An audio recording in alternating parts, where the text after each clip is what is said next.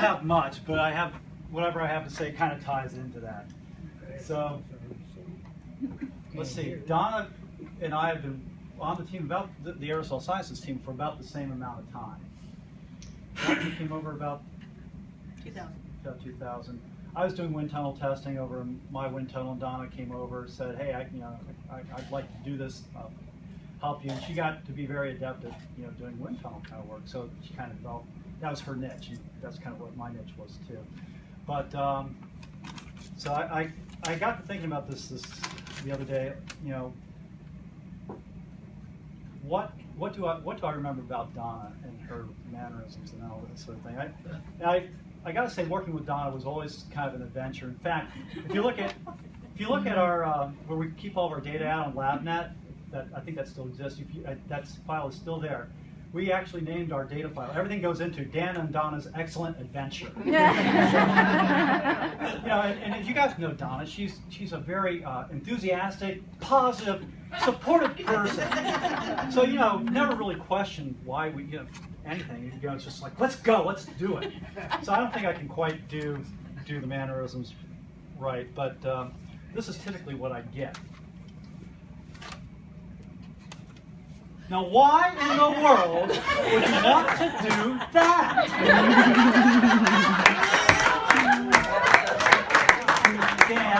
Dan, don't you remember we tried that and it didn't work? Doing experimental stuff, you'd like to get some statistics. You'd like to do that. Sometimes, something happens, such as you're in a wind tunnel. And you're taking a filter out of a filter holder.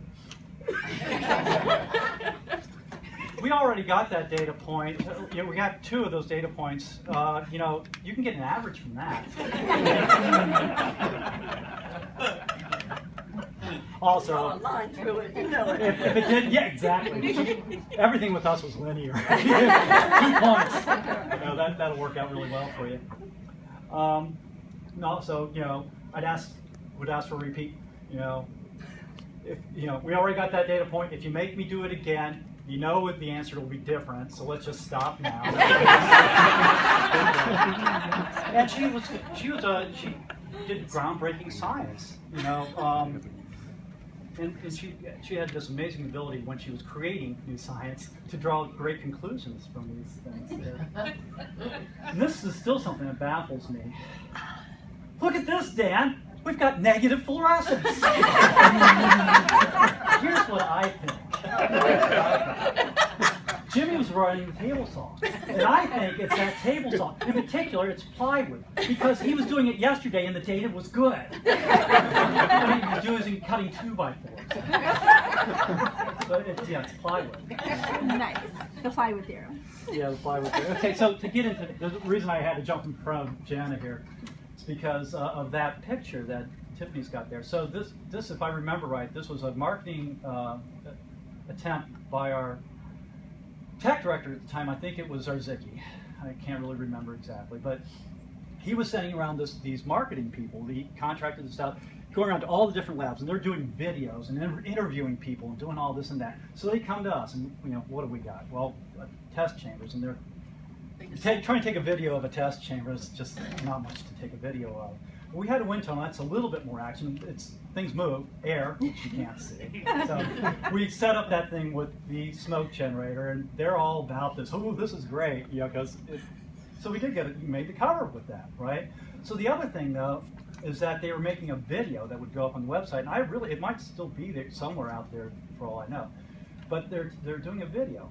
So they wanted a video of the wind tunnel. So Donna, being a good actor, she's sitting here. Now, Donna and I always had job security because we have this niche of doing wind tunnel work. No one else really knows how to do it. It's really pretty difficult.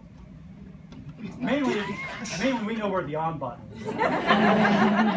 So to disguise this and make it a little bit harder, I forget who it was. Was it Max? Okay. We found this control panel from the high energy laser beam that was in the room next to Jana's chamber back there. And we thought, oh, this is cool. We can't throw this out. So we wheeled it into the wind tunnel lab. And Max, I guess it was Max, or I guess somebody wired it up for us so that the on and the off button were on this mega control panel now. So we wired it up there and got it there. So these guys come in and they're taking a video. And they zoom in real close because Donna's starting it up. Now Donna is getting down there. There's all sorts of dials there. So she's energizing the defibrillator, turning the gain up here, adjusting the frequency, and she's got her tongue sticking out. Then, okay, initiate sequence. She hits the on button. Whoa, whoa, whoa.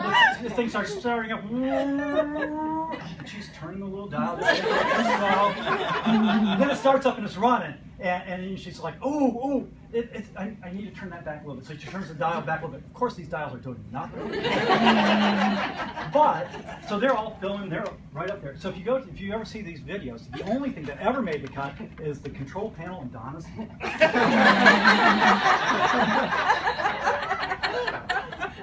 And right on the control panel, the reason is it says use laser. Yeah. Laser goggles on when you're operating, and it says it right there, and I'm just standing there. Pros, we can get away with that. You know? I really don't have much else, but Donna, you got to help me with this story because she caught me this morning.